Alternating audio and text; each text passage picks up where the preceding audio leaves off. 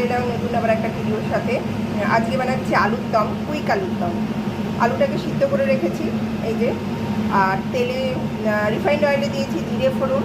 এটাতে রয়েছে একটা পেস্ট, দই, টমেটো, আদা আর কাঁচা লঙ্কা। একটা টমেটো আছে, দুটো কাঁচা লঙ্কা, আর আদা 1 ইঞ্চি, আর দই হচ্ছে 3-4 চামচ। এবার এটাকে আমি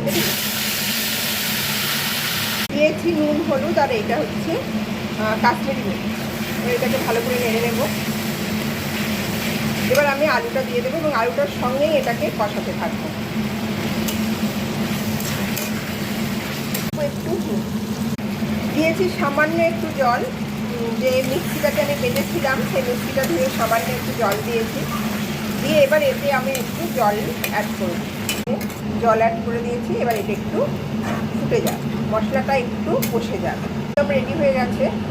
যদি কেউ মনে করেন এতে একটু মিষ্টি দেবেন তো দিতে পারেন।